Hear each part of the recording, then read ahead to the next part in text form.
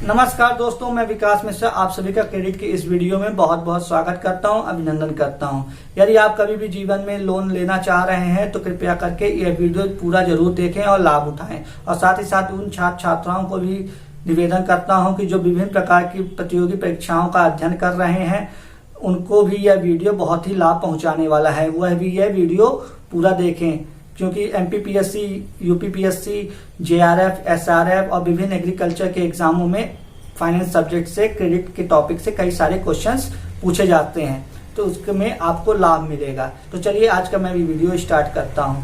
तो दोस्तों, आज के वीडियो में मैं क्रेडिट को एग्रीकल्चर के उदाहरण के साथ में समझाऊंगा कि क्रेडिट का अर्थ क्या होता है, क्रेडिट की परिभाषा क्या होती है और विभिन्न प्रकार के क्रेडिट के वर्गीकरण किस किस आधार पे किए गए हैं, इन सब की चर्चा करूंगा आपके साथ। तो दोस्तों, अब बात करते हैं कि कोई भी शब्द होता है, जैसे कि यहाँ पे क्रेडिट हो गया। अब क्रेडिट शब्द है तो कहीं ना कहीं से ये जन्म पाया होगा। तो क्रेडिट शब्द लैटिन भाषा के क्रेडो शब्द से लिया गया है, जिसका इंग्लिश अनुवाद होता है आई बिलीव, और हिंदी में बोला जाता है कि मैं मानता हूं।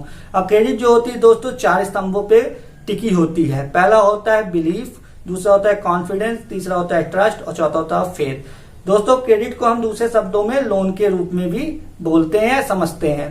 तो दोस्तों, अब बात करते हैं क्रेडिट की परिभाषा या ऋण की परिभाषा क्या होती है। तो ऋण की परिभाषा दोस्तों यह होती है कि कुछ शर्तों के साथ कुछ उद्देश्यों की पूर्ति के लिए जो धन राशि प्रदान की जाती है उसे हम ऋण कहते हैं।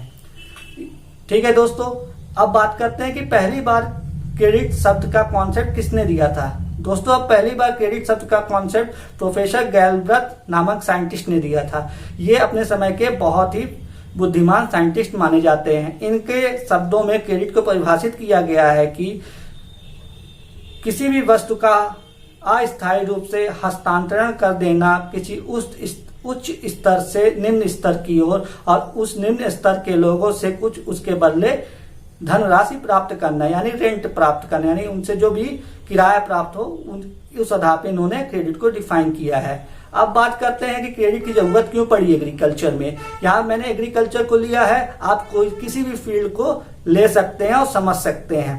अब एग्रीकल्चर या कृषि के क्षेत्र में बात की जाए कि किसी कार्य को करने के लिए क्रेडिट की बहुत ही आवश्यकता पड़ती है, क्योंकि ये बहुत ही महत्वपूर्ण योगदान अदा करता है, क्योंकि एक तरीके से ये एक इनपुट रिसोर्स का काम करता है।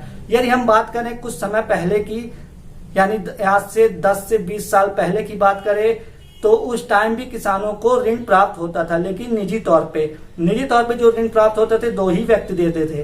वो होते थे जमींदार या तो होते थे साहूकार।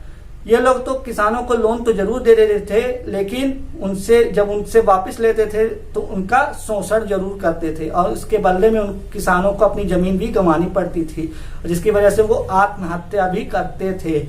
इसी कारण से अब इसी कारण को दूर करने के लिए भारत सरकार ने भी ऋण बैंकों के द्वारा किसानों को प्रदान करना चालू कर दिया है।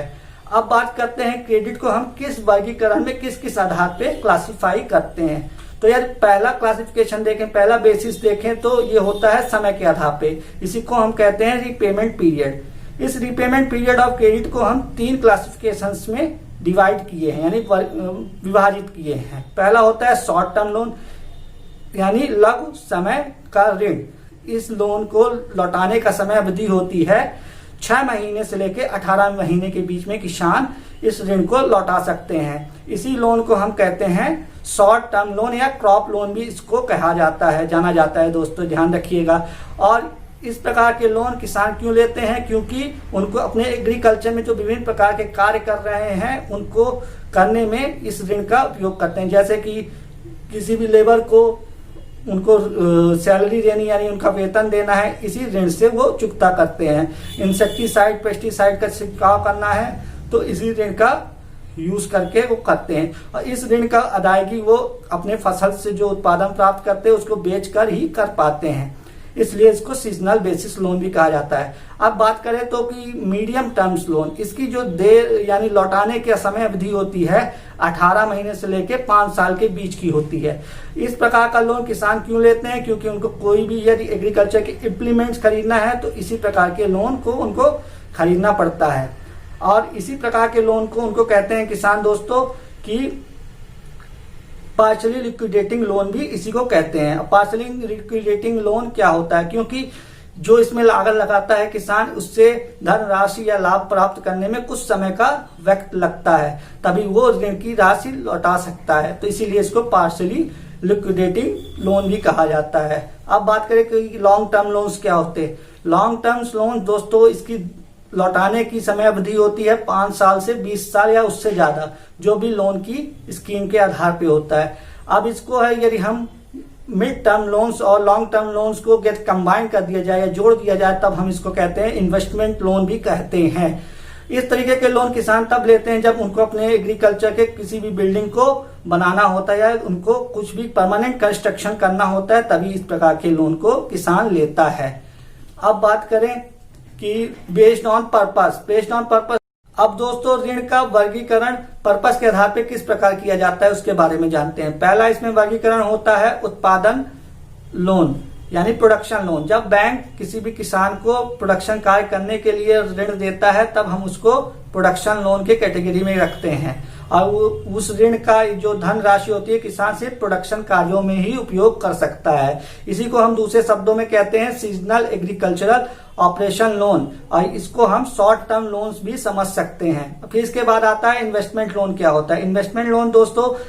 गिवन इन्वेस्टमेंट करने के लिए, जैसे कि किसानों को कोई भी इंप्लीमेंट खरीदना है, जैसे कि ट्रैक्टर हो गया, कैटल्स हो गए, दुधारू पशु खरीदना है, भेड़ बकरी खरीदना इत्यादि, इसको हम इन्वेस्टमेंट लोन के तौर पे लेते हैं। और इसमें किसान अपना पूरा जो ऋण की धनराशि होती है उसको इन्वेस्ट कर देता है, और जिससे कुछ समय के बाद उससे वो लाभ कमाता है। अब बात करते हैं मार्केटिंग लोन। अब मार्केटिंग लोन क्या होती है दोस्तों?